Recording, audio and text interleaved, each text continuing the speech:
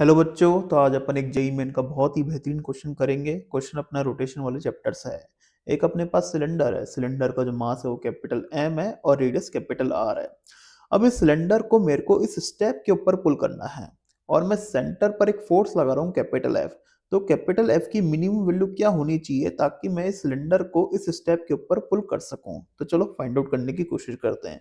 अब मुझे पता है कि जो सिलेंडर है वो ऑफ कोर्स सी बात है कि इस पर्टिकुलर पॉइंट के अबाउट, मतलब जो तुम्हारा ये स्टेप का जो कॉर्नर है ना, इसके अबाउट ये रोटेट करेगा। तो ऑफ कोर्स सी बात है कि ये वाला जो पॉइंट होगा वो तुम्हारा कौन सा पॉइंट होगा, पाइवट पॉइंट होगा। सही है। तो अब तुम देख सकते हो कि जो तुम्हारा स्टेप का हाइट है वो बेसिकली स्मॉल ए गिवन है।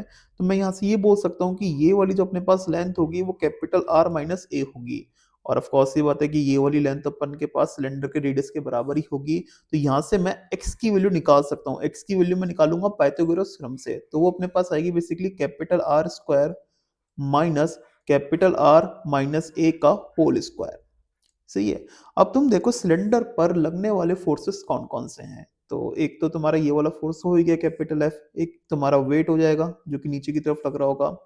अब ऑफ कोर्स सी बात है कि जब सिलेंडर तुम्हारा इस पर्टिकुलर पॉइंट के अबाउट रोटेट करेगा ना, तो वो अपना ग्राउंड सरफेस से कांटेक्ट ना छोड़ देगा। तो ग्राउंड सरफेस और सिलेंडर के बीच में कोई भी नॉर्मल रिएक्शन नहीं लगेगा और कोई भी फ्रिक्शन फोर्स भी नहीं लगेगा। लेकिन तुम्हारा जो सिलेंडर है वो इस पर्टिकुलर पॉइंट के साथ तो कांटेक्ट में है ना, तो अगर वो इस पर्टिकुलर पॉइंट के साथ कांटेक्ट में है तो इधर तो नॉर्मल लगेगा। मतलब ये वाला जो पॉइंट है तो वो तुम्हारे सिलेंडर पर नॉर्मल तो लगाएगा। और फ्रिक्शन के बारे में भी कोई इन्फॉर्मेशन नहीं है तो मैं मान लेता हूँ कि फ्रिक्शन फोर्स भी लग रहा है। तो फ्रिक्शन फोर्स तो तुम्हारा अलोंग द सरफेस लगेगा, तो मैं मान लेता हूँ कि सिलेंडर पर जो फ्रिक्शन फोर्स है वो तुम्हारा कुछ ऐसे लग रहा है।